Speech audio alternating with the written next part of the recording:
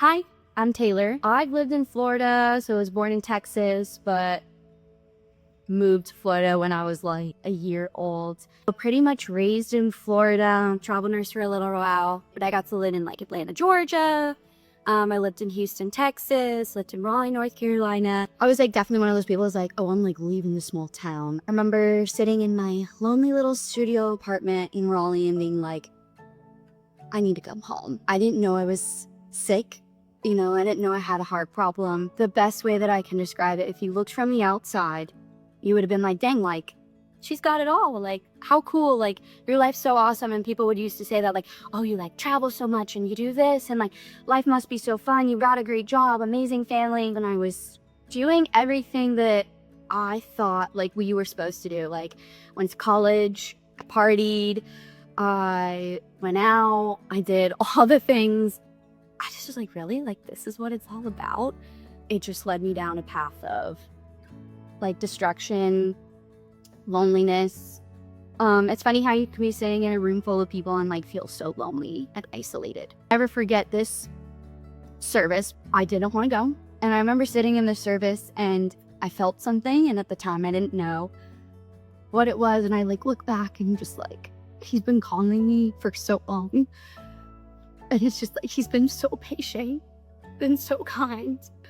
But even then, I was like, no, still was like going back to all the same old ways. I moved out actually from Raleigh, and my life was kind of just all over the place. I was like, I don't know what I want to do with work. I don't know where I want to be. What am I supposed to be doing? It was a really big deal for me, honestly, that I had to move back in with my parents. Like, to me, that almost felt like I failed. I didn't get the chance actually to go to the Christmas service because I was working as a nurse, so I didn't get to go. So it was in January, and my dad was like, hey, Tay, come to church with me. And I was like laying in bed, and I was like, I don't want to. There was like a tiny, tiny little part that was like, just get up and go.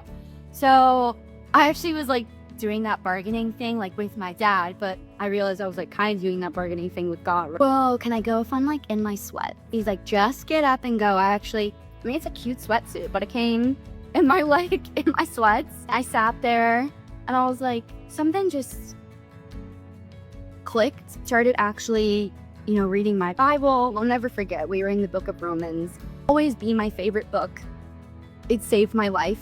I had started like asking those like fundamental questions of like, what's this life all about? Who is God? What is his character? I was wrestling with all of that, and I was sitting in church and Pastor Paul did a sermon on Romans chapter 9. He actually had said that, it's one of like the harder message, it talks about elect and all of that stuff. And actually, for me, it became so easy because I'll never forget what he said. He was like, you can wrestle with the idea of that, like, are you chosen? Like, does God want you? But like, there was one question that I just needed to answer. Do I believe Jesus is who he says he is? And do I want him in my life forever? And it was yes. Like, he was like, I want you just as you are, and I want to walk with you to be the person I created you to be. Like, let me do that for you. And it changed my whole life. He wrecked everything I thought about myself, everything I thought about the world, because I had it all wrong. So he's like, no, you got to tear it down so you can build it on me. Like, never want to forget the grace that is Jesus, because it changed the way I love people. It changed the way I forgive, because honestly, the way I lived my life for 28 years, I racked up so many debts that I couldn't pay. And he's like, it's okay, because I've got you, and we will work through this. We're all searching for like a meaning and purpose. And he told me, like, to me, it's to glorify me. Like, I created you and I love you. And that gives me like so much joy and like meaning to know that everything that I get to do, it's because of him and like for him. So everything.